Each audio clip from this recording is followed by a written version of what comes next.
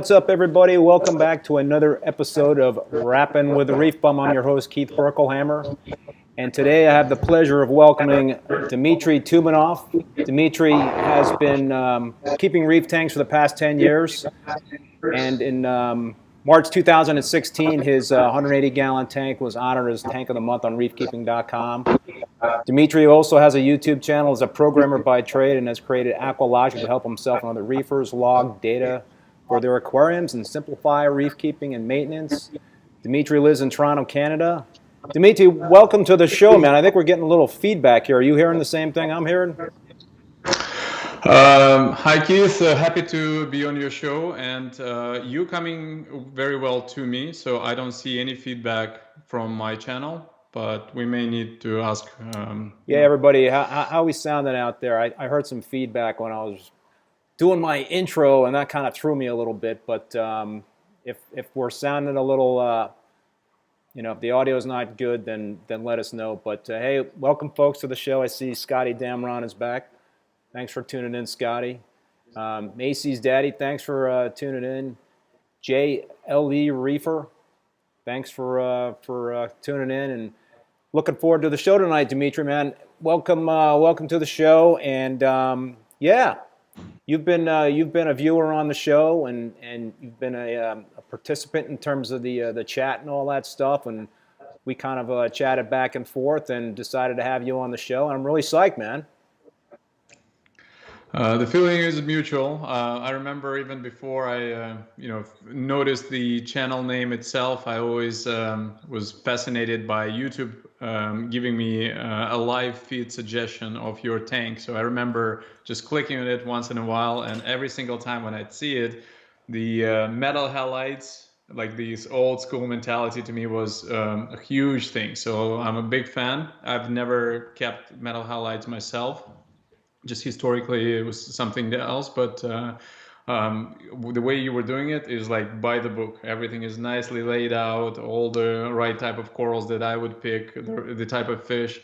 So even before I got acquainted, I was a big fan of your channel. Thanks, man. Yeah, I'm an old school reefer, and I guess old habits die hard. So I still have metal halides cranking on my 187-gallon tank, but for the new Peninsula tank, I'm going with LEDs. So that's going to be a new adventure for me, and it's a little bit more complicated with LEDs. It's not just plug and play where you plug the halides into a timer and the lights go on and the T5s go on at a certain time. It's like, man, you got a whole spectrum. You could play with different channels and intensity, and geez, I think you can go kind of nuts with that stuff. Yes, and it's funny, but I was one of my first lights after going from T5 was Ecotech Radions, and I think this was right about 8-9 years ago when there were diehard metal halide fans, there were big T5 Acropora keepers, and at the same time LED was just starting to show up. And people have had a horrible experience with them. Like if you go to Reef Central, which was big at the time, you'd find probably the same number of channels talking about the type of salt and picking the right type of salt. The same number of threads were about LED and the success. And you would have far and few, just a couple of people that were successful, and then the rest were always blaming the spectrum or maybe the par or a whole bunch of other, or the spread. So always finding a fault into it. But I find that the biggest issue was the customizability. So basically the number of variables that you get to play with was, I think, the downfall of the LEDs in the beginning, because with T5s or metal halides, your only variable is the time and maybe how far you have it up the water, which again is more or less agreed upon. But with LEDs, you have all these options, all the spectrums, how much of this, how much of that. And even once you set and forget it, you are tempted to change it the next day, and then the next day, and then people come over and then you play around more, and then you look up another channel or a thread where people are saying this is a better schedule, And with corals, as we all know, one of the things that they don't like is the change, the variability. So Well, good I luck. vow to set it and forget it. That's going to be my goal in terms of the LEDs. And yeah, I was changing them up a lot at the beginning, but I had no corals in the tank, so I didn't really care. You know, I was just kind of trying it out and seeing what the colors would look like. You know, I'm not used to a lot of blue, but hey, you know, I got a second tank, so I could play around with that now. That's nice. And for me, one of the interesting aspects of it was when you change even one of the channels. If you check your alkalinity regularly, you'll see your alkalinity will change. So either it will drop. That means that maybe the corals are now getting more light, and thus they produce their processes a little bit faster, or it's the opposite. And unless you account for that, and don't change your alkalinity dosing requirements, what happens is you will have issues in your tank, but they are caused by that particular change that you did just a few days ago. So Dmitry, we're gonna kind of back up a little bit and get into how you got started in the hobby. And folks, again, thanks for tuning in here. And I got a bunch of questions for Dmitry, but I see we already got a couple of questions from the folks in the chat. So we definitely want to you know, take those questions. But I wanted to kind of step back a little bit and ask Dmitry. You know, you got started 10 years ago in the hobby. How did that all start?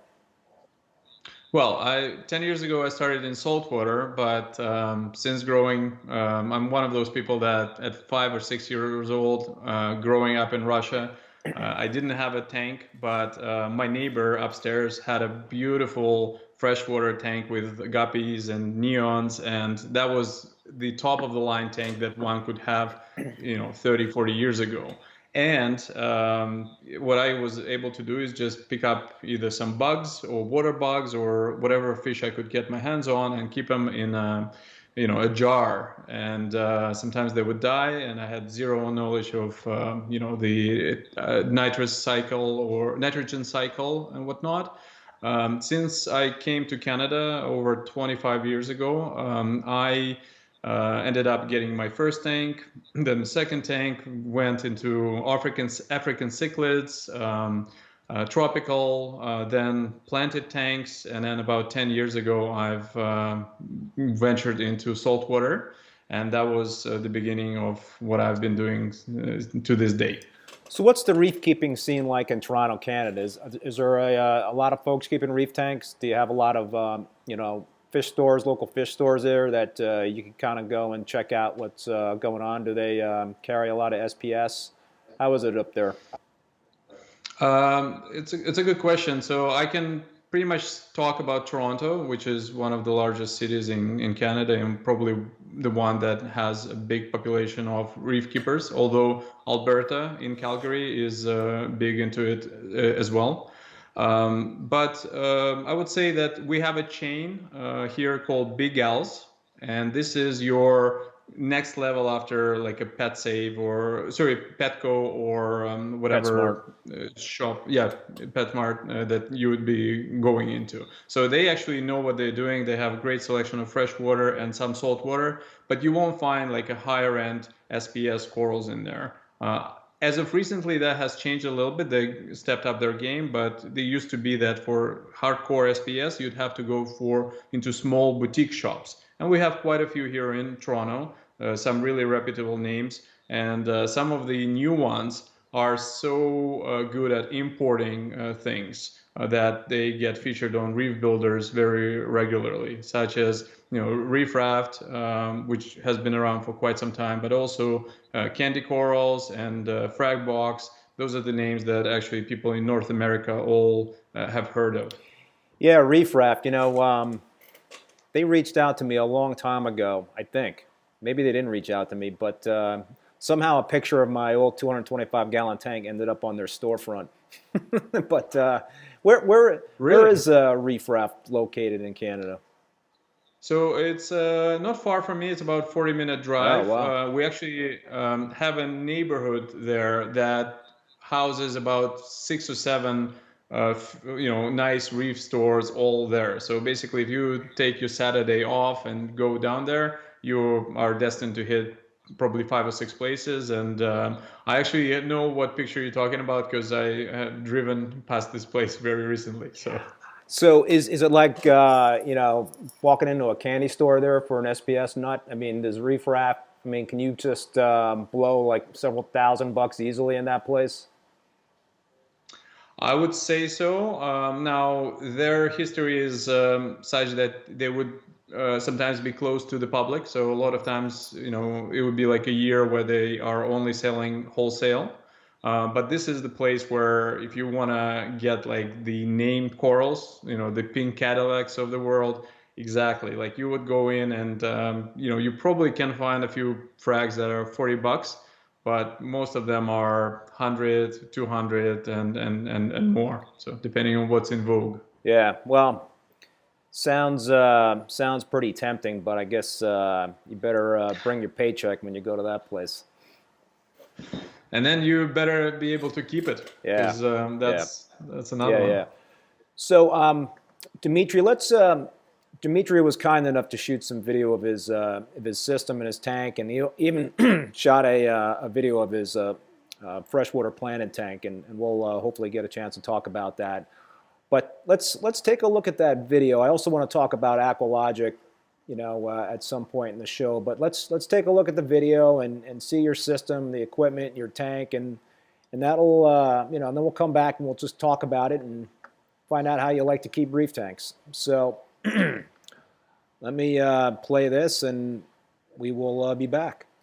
I'll start the video with my fish room. So here you can see the quarantine tank for the fish.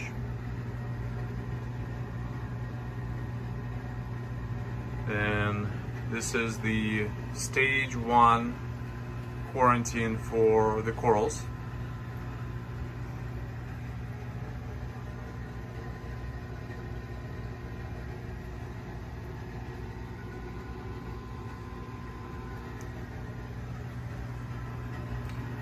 And this is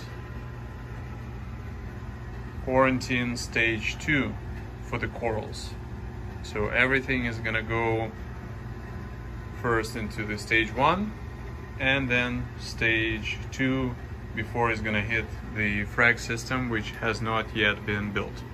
And over here we've got some equipment. This is my treasure reef, and you can see that it has fully grown in. It's a water box 190.5 system, and here I've got almost every single coral. I think every single coral has been grown out of a tiny frag. I have a new addition of a powder blue tank here, and overall the tank is doing very well. It's lit by 4 Hydras 64 HGs. I'm already growing some frags, and recently I've modified the sump to be growing even more frags in here. So that's one of the things that gets me into growing frags in a dedicated system. So this is lit by 2 Hydras as well. I happen to be very partial to Hydras. I am their ambassador. And overall the tank is doing very well. I'm really enjoying it. So that is my system. And we are back. So that's pretty awesome there, Dmitry. You have a very mature SPS tank. So how long has that tank actually been up and running in terms of the corals that you got going in there right now? Well, the tank has been up for about 2 years, and I would say almost half of it is grown from frags and just a few that I've transferred from my other tank. But every single coral that you see here has been grown by me from a frag, and probably in the last 3 years. So you like the Hydras. What do you like about the Hydras? a few very important steps, or aspects. One, they're silent. There was one issue where they released the new ones where they were a little bit loud at first, but they've corrected it. So basically they are silent, and it's very important to me. I never hear the fan. Second thing, I'm a stickler when it comes to spectrum. So you've mentioned metal halides. The thing for me has always been this color that you can get with radiance and the ballasts, that particular combo. I personally don't like purple color to a tank. I think it's not natural. So for me, their ratio of the white colors to the blues has been the best. Like, I'm trying to find something that is as natural seawater like as possible, and I was able to do that. And the third thing that I really like is the absence of glare. So if I'm looking at the tank from the distance, and I'm usually lower down because this is in my kitchen, I don't want to see any light coming my way, so there's no stray light because they are recessed. So that and a good spread, I'm a happy camper. Do you know what par they're generating? Have you measured the par under those? I do. The 64 HDs are easily right now at 400 par in my kind of mid acropora layer, and I'm not even cranking them up to 100%. So I think they can easily get to 600, 700 with where I have them right now. Interesting. And you have two fixtures over the tank? No, I You have got four. Okay, so. I missed that. So you got some pretty good coverage with the four over that tank, and you got some in the sump too. So it's interesting how you've got a frag system in the sump.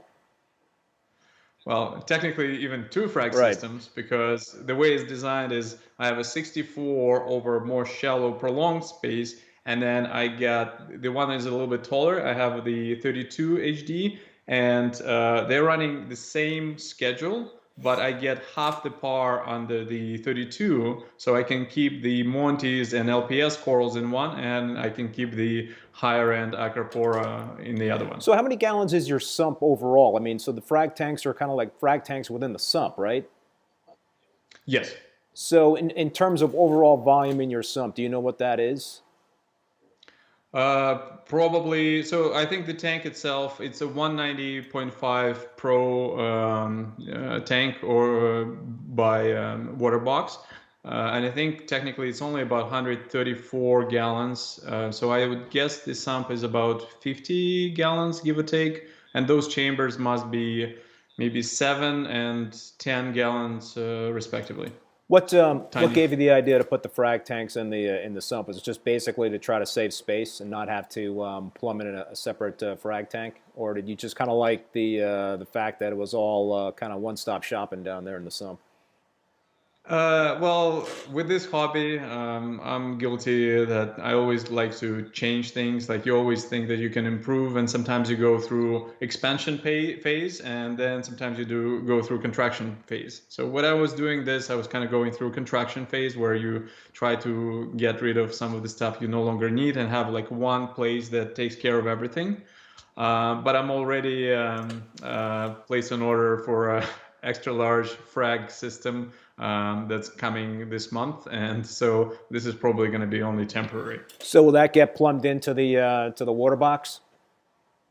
No, it's going to be on a different floor, and where water box right now is standing is actually in my kitchen, so there's no space there for anything else at the time. And this was actually a calculated move, because this is where we spend most of the time, where we can actually enjoy the tank. So I've really enjoyed that choice. So we got a couple of questions. Macy's daddy is asking, so your tank is chock full of corals there. He's asking favorite acro and favorite LPS. So favorite acro, the one that I have or that I don't have. So my favorite ones would still be probably right now Walt Disney and pink lemonades or strawberry shortcake, and I don't have any of those right now. So the ones that I have, I still like my pink Cadillac, and I do like my green Slimer. It's an oldie. Oh, and of course Valida, because of the blue color. So that's for acros. LPS, I would say I have this beautiful Cyphastria that is, I think, worldwide coral bizarro Cyphastria, which is bright light blue color with orange spots on it. And I do have something called Darth Maul, which I think also came from Reef Raft. And it's a crazy color. It looks like basically the picture of the Darth Maul from Star Wars. Somebody took his face and just put it into a coral. Gee, well, I'll tell you, Green Valley Slimer, that brings back memories. I had one of those in my 225-gallon tank, and I swear to you, the thing actually was growing out of the water through the top of my tank. It was just growing like a weed. I actually had to get rid of it. It was just so prolific and growing so fast. It's such an aggressive coral, and I've got a couple of those in my tank right now. Not the Green Valley Slimer, but I've got the Tub Stiletto Monty, which is just really fast grower for me.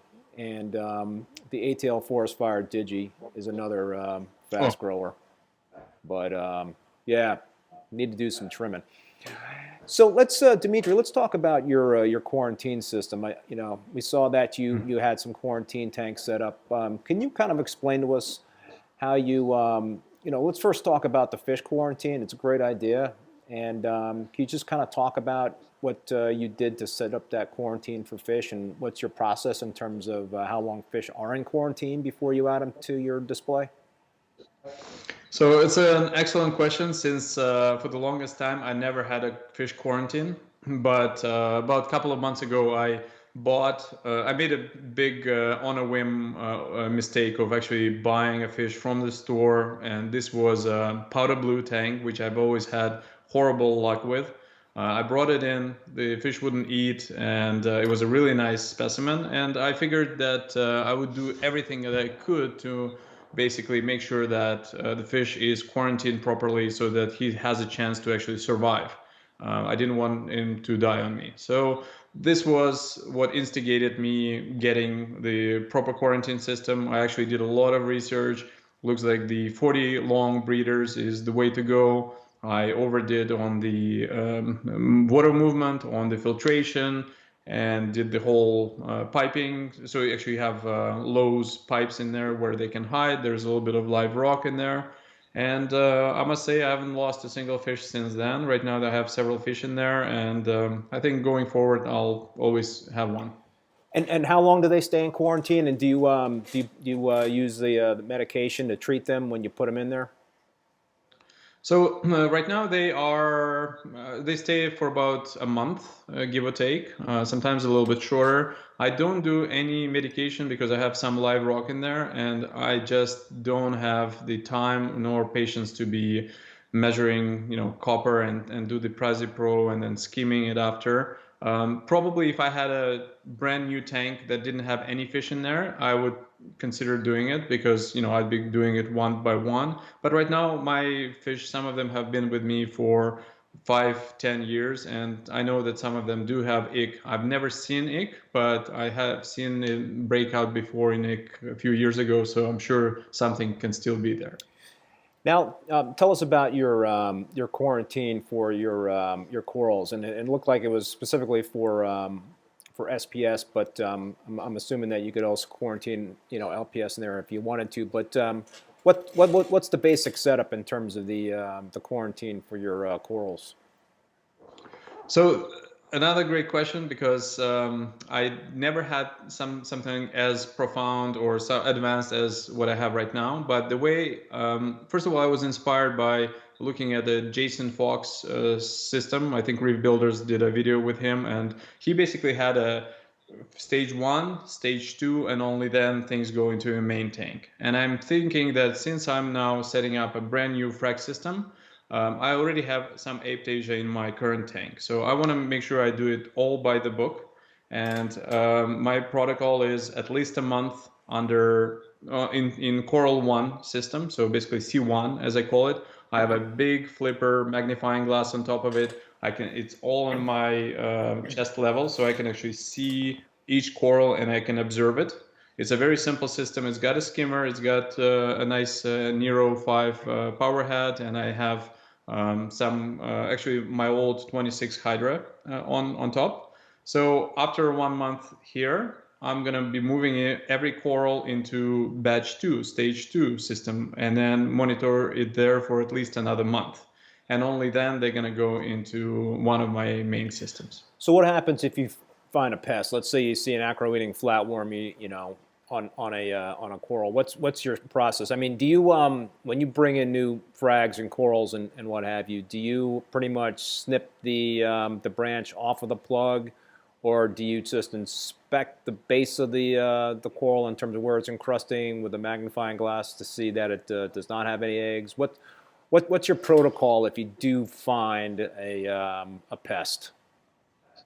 So I think me not doing things properly is the reason I have Aptasia in my main tank in the first place. And I was examining everything under a magnifying glass, and I was doing all the dips, and I don't think that this is enough. So basically now it's all going to be just small chunks. I'm keep already breaking off all the plugs. I'm putting new plugs in. I'm waiting about a week, and then I'm actually putting all of them into the dips once a week, check whatever something is going to come off of it, and then I re-glue them. So it's a lot of work, but if I will see something, I will just reset that month to the day until I actually don't see anything. Do you find that the corals get a little stressed out through that process? And if you do see them getting stressed out, do you have another kind of path for those corals to try to ease them back into the the system? Right now they are stressed out. I'm just giving them more time, and I'm sometimes lowering the light. And what I do also is try to make sure there's enough food in the water column for them to get some extra nutrients from. But I find that with quarantine, whether it's fish or coral, it's either or, right? I mean, you either have to do a complete thing or you can try to mitigate it, but you're probably going to get something through eventually. So we got a question from Matt Greer. He said, he's asking, I've got a cato coming tomorrow I bought from a reefer online. What's the best way to QT that so I don't enter any pests into my system? Well, do you have any advice, Dmitry, in terms of cato? Well, I think the main question is where he's getting or she is getting this cato from, first of all. I mean, because sometimes you're buying the buyer, so you have to look, sorry, you're buying the seller, so you have to look at where it's coming from.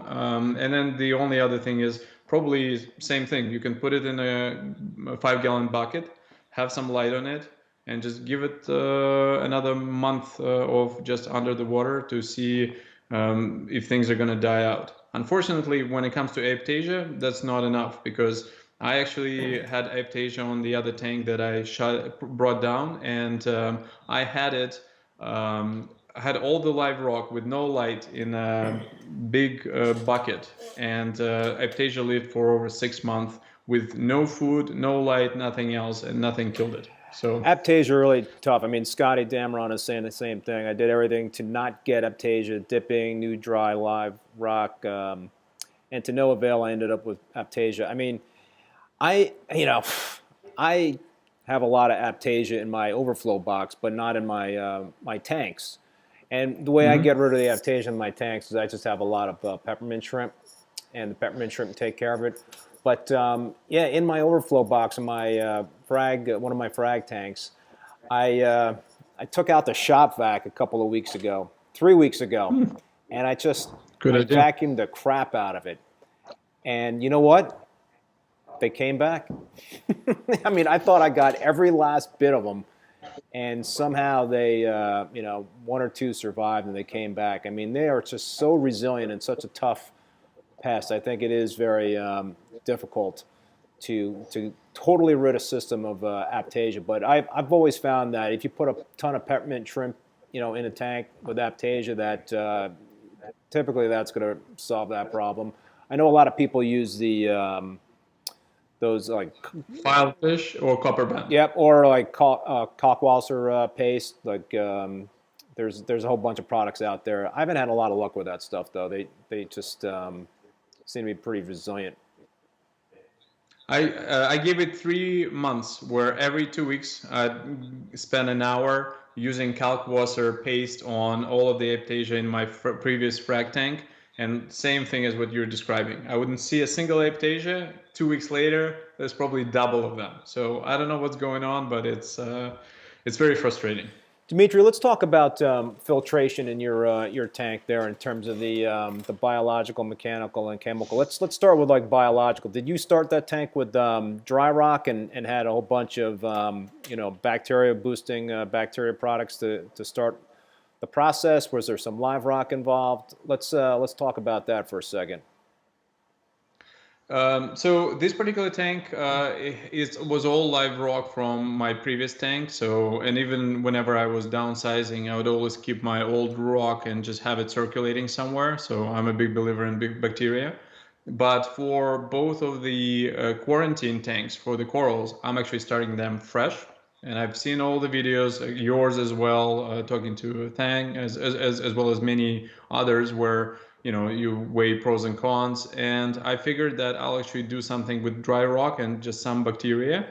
And so far, I haven't seen any detriment. So I was able to put simple SPS into the tank in less than 2 weeks after just dry starting the tank, and they were totally fine. So like I haven't lost anything yet.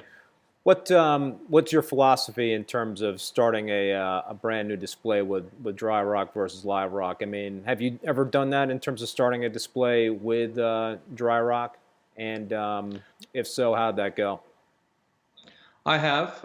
So one of my tanks about 6 or 7 years ago, which was called Winterfell Reef. So this is when Game of Thrones was very popular. It was all done by macro rock. And what I found was there's something mysterious going on where basically you have a brand new tank. You take a piece of, you take an anemone, like a bubble tip anemone, and you bring it in there. I was almost guaranteed that it's going to die in the first 2 or 3 months. And there's no explanation. Like the water parameters are all top notch. You still have nitrates, phosphates, lighting, but they would just wither away and die. And then about 4 or 5 months after, something happens, and then they are totally fine. I find that it's almost the same thing with the corals, where just they're waiting for something to mature. I mean, I've talked about this a lot on the show that, and in my videos, I'm a big fan and proponent of live rock, and I've always started my tanks with live rock, except for my 187-gallon tank about 5 years ago, I did dry rock only, and it was tough, man. I just could not grow the SPS like I normally could. I had a lot of issues with the tank, and so with the new Peninsula tank, I did use live rock, and for the first time, I actually had the live rock shipped in water, and KP Aquatics they recommended that I do that, and it just came with a whole bunch of critters and awesome coralline algae, and the tank cycled within a week or what have you, and I didn't have to use any bacterial boosting products and what have you. But listen, I know a lot of people have great success with dry rock only tanks, but I do firmly believe that the biodiversity of live rock really does help, and that you can get SPS up and running quicker in that sort of tank versus a dry rock only tank. But that's my opinion, and I know there'll be folks out there that won't totally agree with that thinking. Dmitry, let's talk about mechanical filtration. I didn't notice. Did you have filter socks in the sump there, or did? No, I took the filter socks out because I can never be regimented enough to be cleaning them, and also cleaning them is a big pain. So what I have right now is both chambers are actually used for some media. So I have Cyperax and a whole bunch of other ceramic media that goes through, the water goes through. And what I've done, which worked, was just a filter pad. So I take a big piece of filter floss, I put it on top of one of the chambers, and then I can just toss it every 3-4 days. And even if it gets clogged, it still gets the water through. So I sometimes do that to polish the water. Greg Carroll, yeah. All right, Greg, you're watching. Okay, you got me. He's having pretty good luck with his dry rock started only tank there, Greg. Yep, that's for sure, dude. I hear you. Yep. Nothing wrong with your tank. That is for sure. Um, what else comments we get? I use dry rock and waited 4 months to turn the lights on. Yet to wait to add coral. Yeah. I guess it's different experience for folks, but patience a lot of times will always work in your favor when you're keeping a reef tank, no matter what you're doing and no matter which direction you head. It's patience, patience, patience, and not to be reactive and doing a whole bunch of different things. That's a key thing I've always found in reef keeping. True. So, Dmitry, what about chemical? Do you use activated carbon in your tank? Only when I do some serious fragging. So I find that, the glue, freshly glued 20, 30, 50 frags will probably release something into the water. So I do then put a little bit of carbon in there. Also, I had a couple of times where my skimmer would overflow, and again, this is when I would use it. But other than that, I do pretty big water changes. So my water, whenever I can do the bucket test, I never see any yellowing, none of that stuff. So it's pretty clear. We also had a question about your parameters. I'm just looking to see who asked the question. Yeah, Macy's daddy. What water parameters? Philosophy and dosing anything special like Brightwell or KZ? So let's start with the parameters there, Dmitry. What do you like to keep your alkalinity at? Well, so first of all, if anybody actually wants to see my parameters, and not only that, see every single parameter that I've ever taken, they go to aquaticlog.com. And yes, and I mispronounced that at the beginning, and I apologize. I was That's all right. Yeah, sorry about that. No worries. No worries. Aquatic Log is a brand. It's a household name. So, but anyways, if you go there and just search for DTUM, so my username, or just type in Treasure Reef or Treasure Corals, you'll get one of my tanks, and you can actually see every single parameter, and you can see all my swings and whatnot. So, and I continue using it on a daily basis. But I try to have my alkalinity between around 8.5. So I'm very standard when it comes to that. 8.5 alkalinity. I always try to have my nitrates visible. So anything between 2 and 5 is probably what I'm striving for. My phosphates, this is the one that I usually have lots of problem with. Right now, my phosphates are at about 0.23. They used to be at 0.4 in the summer, and my tank was doing exceptional. So basically, all the coral coloration, everything was to the T. The moment I started to bring it down, I brought it down to 0.2. The corals became super pale, and I think that was one of the reasons. So I will actually use a little bit of GFO. So I've removed it, and right now I'm trying to bring it down naturally through just less feeding. I want to get to the sweet spot of 0.08. I've had lots of luck around there, but historically, just the way I do coral husbandry, my nitrates have always been 0. My phosphates have always been high. So I always had to dose potassium nitrate to the tank to kind of balance it out with the red-filled ratio. Lately, I have not been dosing anything other than just a very basic 3-part. And I have so much fish in my tank that I think my nutrients are coming in at a high level. Let's dig into phosphate a little bit, and that's kind of a frustration of mine in terms of getting an accurate read, at least for me on my tank on phosphate. I think that's a tough one, and I'm curious in terms of what you're using for a test kit, or what are you using? Is that have you done ICP tests to determine your phosphate? Or are you using a what kit are you using at this point? So I use HANA for alkalinity and for phosphate, and I find it's very accurate if you have proper testing technique. And I think my technique now is pretty top notch. So I do trust it. Do share.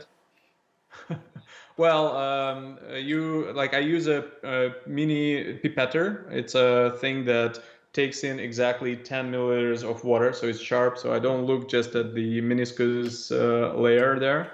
I always, so there's a few little things. The vial itself, it has a marking, 10 millimeter marking at the front. So I always make sure that when I put it in, it's facing me. So when I'm doing the test one, there's no changes in the glass or reflection. So it's always the same. I'm super careful about not leaving any prints on the vial. So I'm making sure that I always take it from the top and the bottom. And I always make sure everything is distilled properly. So I'm pretty consistent when it comes to Do you ever soak the vials in vinegar? No, that's something that I haven't, because I usually just clean them very well right after. So I've never seen any residue on them, but I can imagine that still throwing me off. We had a question here from Insane Reefers asking, what's the best ratio for phosphate to nitrate, probably nitrate to phosphate for coloration, for coral, I'm assuming for SPS coral coloration.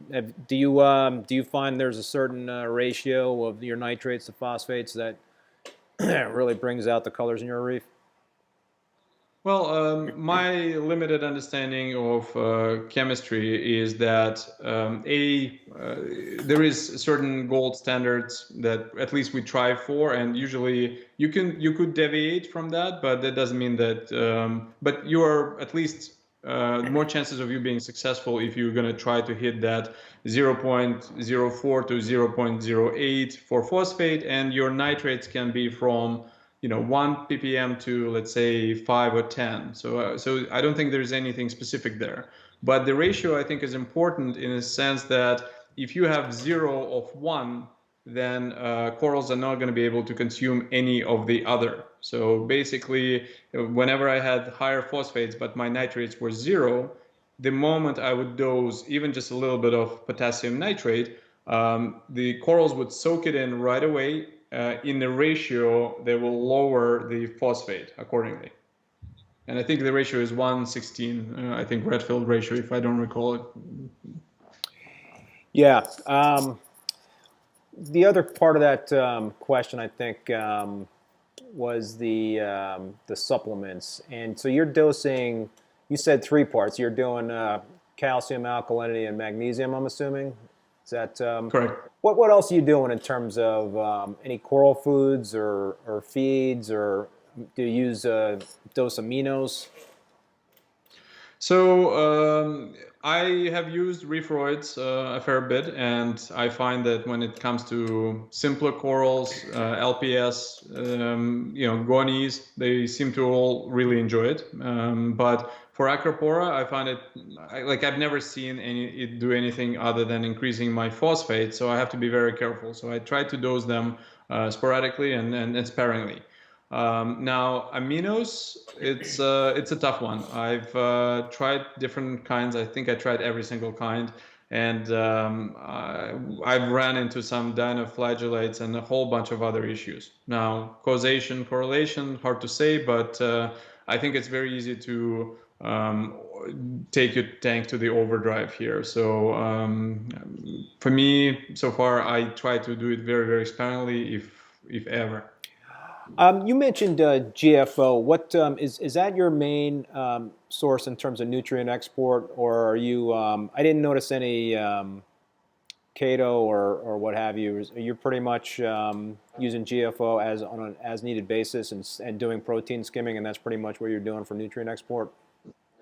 I almost never use GFO other than I think one of your guests, Abe from Coral Euphoria. So I like his channel a lot, and he has shamed me. Not explicitly into bringing the parameters down. So over the summer, I figured, okay, I'm going to start bringing them down. This is when I started to introduce GFO, not in a reactor, but just in a bag. And they were very effective. But since before that, I almost never use any GFO. And the only nutrient export, in my opinion, so in my experience so far, has been corals. So protein skimming, maybe a little bit of filter floss here and there. but primarily it's corals. If your corals are doing well and you have lots of hungry corals, such as the green belly slimer and green star polyps, all of these guys, they soak things in like no tomorrow. And that was one of the reasons I did the frag tank, which I run at a different light schedule. Is it increases my pH because there's always some photosynthesis going on, but also this is another place where all the montes, all of the fast-growing corals, they will be sucking all the nitrates and phosphates out of the tank. Yeah, no, I mean, that's a good point. It's really like two different scenarios in terms of nutrient export. It's really kind of like the beginning stages and the early stages of a tank, and in terms of what you're doing to kind of keep nutrients, the nitrates and the phosphates in check and within range in terms of what your targets are, versus having a mature tank. And yeah, it definitely, if you have a mature tank with a lot of corals, then those do act like sponges and really can bring down the nutrients a lot. I mean, almost to the point where it's like zeroed out, but it's really like they're taking it in as fast as it's coming in, in terms of the whatever you're doing in terms of probably, fish food and what have you. That's most likely the source in terms of the nitrates and phosphates. Do you feed your fish heavily? So I have been feeding them super heavily. Now I'm just feeding them heavily. So yes, I feed a lot. So Dmitry, now that we've been talking a lot about in terms of testing and parameters and whatnot, that's a great segue. You talked about Aquatic Log. Give us some more information in terms of what that's all about and how folks out there can utilize that. What's a skinny on Aquatic Log? So back in the day, and by the way, you may actually know the guy, Brad Urbanik. He was super big on the internet about 10 years ago. He's probably, I remember seeing him in Tank of the Month all the time. So really good reefer. I just joined the reefing community. The first thing I figured was you need to be diligent about your test parameters. The first thing that you do when you Google that, his spreadsheet would come up. So he actually did a little spreadsheet in Excel that had all the columns and the colors and some calculations there. And being programmer by trade, the first thing I figured was like, well, I can do that, but in programming. So I built a little website called Aquatic Log, and it went live. I actually contacted Brad and talked to him about what he wanted from the actual website. At the time, there was no mobile applications, nothing. So he gave me lots of good feedback, and I was coding like crazy, nights, weekends, basically building something that I would be using every single day myself. And the moment I went live with this thing, people started to find me on forums and started to create accounts. And for about 4 or 5 years, this was super popular. And then a lot of people started asking for the mobile applications. And basically, this is where I shifted my focus. I'm now coding primarily the iPhone and Android applications. I do all the coding myself. This is usually me doing things at night. And the main goal here is to keep track of all your parameters. So basically, it's one page. You can click a screen. It won't lock out on you. You have all the timers, multiple timers if you wanted to. And then you can see what my alkalinity was before. I can click, I can readjust, and I can put in all of them all at once with my wet hands as I'm doing all of this. In addition to that, I've added photo sharing. So you can actually keep track of your photos. You can keep track of your products, as well as your inhabitants. And one really cool thing that I've always used in it is, for example, a new product comes out, and then you want to see all the other tanks that use it. So you can actually go in and click on that particular product, find all aquariums and their sizes, and most importantly, you can see the photos of their aquariums. Because being a regular on all the forums, a lot of times you can hear somebody talking bad about a particular product, or they recommend another product or share their experience, but you have no idea how good of a reefer they really are. With this, you can actually click and you can actually see their aquarium and their parameters, and you basically understand where they come from. So That's been a wild journey. It's my 8th year running Aquatic Log, and I'm still as passionate about it right now as before. Do you have to put a picture up there if you have an account in Aquatic Log? No, and you can also make your aquarium private. So Oh. if you don't want to share your parameters or what you have in there with anybody, then it's going to be just yours and private. Nobody else will find Is it. there any integration with the Apex and the GHL Profilux? Can you you know, export data from those you know, systems into Aquatic Log? So with Apex, you can do it real time. So you can actually have it, you know, check things every day or every week. GHL doesn't have an API, but I also integrate with Reef Keeper and Digital Angel, all of these guys. So interesting. Let's take another. I'm just looking at the chat here, folks. I just want to remind you, if you have any you know, more questions, that feel free to put them in the chat.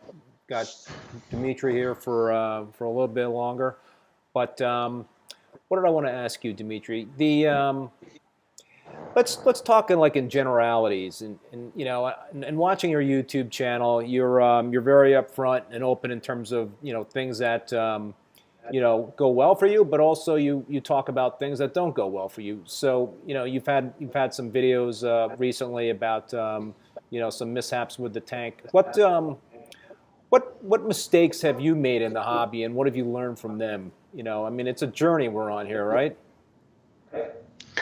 So if I had 5 cents for every mistake I made in this hobby, I'd probably be net zero on how much I spend on this hobby. But having said that, you know what?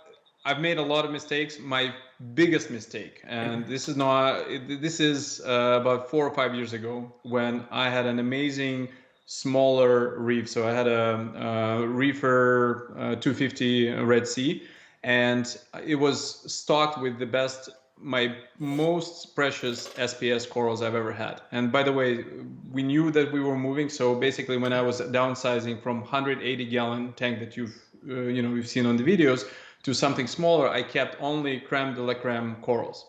And then we were moving in February, and I made the worst mistake that you could have happened. So I've planned everything. We did it fairly quickly, but I used the same sand. Why I did it, I have no idea. So like, it's one of those things where it's like getting a powder blue tank. You know that you should probably see him eat in the store, and yet sometimes you just forget about it. So I just missed that particular spot in my checklist, and we put everything together very quickly, and then all of my corals started to release the slime, and I saw with my own eyes the fruit of my labor, something that I've spent years collecting and spending all this time on the money and whatnot. They all died. They only maybe 20% of the tanks survived, and that was just devastating. So that was probably my biggest mistake that I've made so far. You know, we all do it. I remember early on in my reef keeping career, I was at a local fish store, and this guy in Connecticut just had great SPS tanks, and you know, he was using, I think, 400 watt bulbs over this tank, and he had them in pendants, but he didn't have any of the lenses. Where he'd taken the lenses out of the pendants to increase the par. Oh, the glass. Yeah, the glass. About, right? Yep. So so UV, right? Yes. So he took the and these were single-ended middle halide bulbs. So I had double-ended HQI 250 watt middle halide bulbs. Like, I'm gonna try that. I'm gonna get some more par. I'm gonna take the glass out of those fixtures, and I did that. And man, after a couple hours, the tank was like milky white because the corals pretty much fried. There was no UV protection because those bulbs have no UV protection in the glass. The single-ended metal halide bulbs do, but the 250, the double-ended don't. And I even had some fish that got burned because of that. And man, that was a stupid mistake. But you know. If I'm not mistaken, you could have lost your eyesight. Oh, Even, really? right? Yeah. Well. Yeah. So. Yeah, that was not a good day in the ReefBum reef world there. Oh man. Vermont John, failures is not what defines you. It is how to deal with them and rise up. Yes, what defines you. Well said. Not funny, but very funny, Greg. Yeah, I hear you. So, do you keep Dmitry pay close attention to the innovations in the hobby? Are you like one of those folks that you know, if there's a new product that comes out, like, you know, the last few years, a few years ago, there was you know, alkalinity monitoring and controllers that came out that made life a lot easier. Did you kind of jump on that quickly? I didn't notice if you have one on your system, but you know, what's your opinion in terms of the shiny new toys out there? Well, it's two-sided. On one hand, I'm always enjoying the new toys, especially if it can make my life a little bit easier. So some of them I've had great experience with. So like whenever Ecotech releases a new product, I always try it out on one of my systems. But having said that, almost every single time whenever something new comes out in this hobby, the first year can be a little bit rough. I've heard great things about the Trident, though. I have several people of my friends that use it. I'm just a little bit, I don't have enough space for some of the new toys. So one of the reasons I'm setting up a brand new tank, or maybe even two, is to try a whole bunch of new equipment. So right now I'm actually trying out the Hydras controller, which is something that is quite different from the Apex. And I really enjoy some new equipment just to see what else is out there. So before we get off the topic of reef tanks, and I can't believe I'm saying this because I've never done this before, we're about to take a look at your freshwater planted tank, and this will be a first on this show. But before we make that little take that little sidebar off into the freshwater world, what's your advice to folks that you know, want to kind of up their game in terms of SPS? What would you say are the things that are most important to success? Well, I think you've mentioned that many times in your shows. It's, you know, the combination of flow, light. To me, one of the most important thing I would say is balance.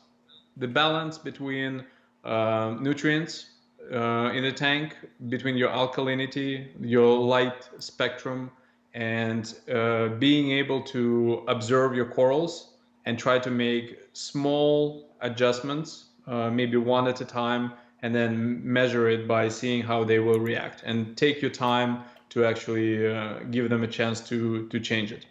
And a little bit of luck, unfortunately, without it, sometimes you can just not succeed. Yeah, no, for sure. I'm just looking at some more of the comments we have in the chat. Sure. If we are a programmer by trade, or well, essentially, I guess the question from Lynn Reef Nerd is, how can we get involved with Aquatic Log? How does somebody sign up for that? Well, if somebody wants to use it, you can just go to aquaticlog.com and sign up, or just search for the app Aquatic Log in any one of the stores and download it and create a username, and off you go. So like the basic version is free, so you can pretty much do anything you want there. Now, if you want as a programmer, yeah, if she wants to be a programmer, help you out. So first of all, if you want to communicate through the API, I have one, so you can actually connect and push your parameters. I have several, you know, reefers out there that run their own Raspberry Pis or some other systems, and they basically build their own contraption to measure things, and they just give me through the API all the parameters, so that integrates. But you can just email me at support@aquaticlog.com with whatever you have as a suggestion, and let's see where it takes us. Okay, cool. All right, man. I want to play your video of the freshwater tank, because it's pretty cool. So let's take a quick look at that, and then we will come back and chat quickly about that, because I don't want to keep you too much longer, man. It's already 8 o'clock here on the East Coast. So well, let's take a look at the freshwater tank and come right back. And Sure. This is my freshwater aquarium. The cool thing about it is that it's lit by 3 Radions freshwater XR15s. So the tank has actually been around for probably at least 2 years. I had experimented with the Peninsula style, which is quite unorthodox for freshwater, and also ended up doing something a little bit more conventional. So it doesn't take a lot of time, and it's a great palate cleanser when you work on reef aquariums. Palate cleanser, huh? Nice. That is awesome. That's really kind of like how I got into reef tanks. Well, I got into reef tanks because my father, when I was growing up, kept saltwater only tanks. But I tried, before I had reef tanks, I tried planted tanks and aquariums, and I just could not get those things going. And I assume that you need to use CO2. I believe it. Is it over or is it still? Yeah, no, we're on live, man. Oh, sorry. Yes. I'll start So I do run CO2. I've done many different planted tanks. You basically, this is probably my 6th planted tank. And by the way, they're all on Aquatic Log. I keep the history. So if anybody wants to actually see the different tanks that I've done Iwagumi style. I had the Amano style. The latest ones have all been CO2. So this is, to me, very important, and you have to find that balance, because you don't want to dose too much of it, because otherwise your fish are going to die. So you always just underneath that level to make sure that they are alive, and yet the plants can consume it. So good lighting, not too much, and some CO2, and obviously nutrients. So you want to dose something there. Macy's daddy is asking, which tank is harder and more expensive, a reef or a planted aquarium? I think I know the answer to this, but I'll let you answer that. I agree with your hunch. It's definitely a reef tank, and by far the most. The planted tanks, the nice thing about planted tanks is that they can scale, meaning that a small tank, and then if you go a bigger tank, you are maybe just increasing a bit of light, but it's not costing you more. The saltwater tank, if you're doubling your saltwater volume, you're probably doubling everything about the tank as well. So I don't know. It's an awesome look, and I thought tetras were hard to keep. Are you constantly like replenishing the tetras in that tank, or like the neon tetras? I thought those are not a hardy fish to keep. So these are cardinals. Oh, those are cardinals. Okay. So very similar, just slightly different coloration at the belly. You're right, they can be very hard to keep, especially in small systems. I've had them sometimes die on me, but this particular tank has been up for way over 2 years, and I think it still shows all the original fish that I had there.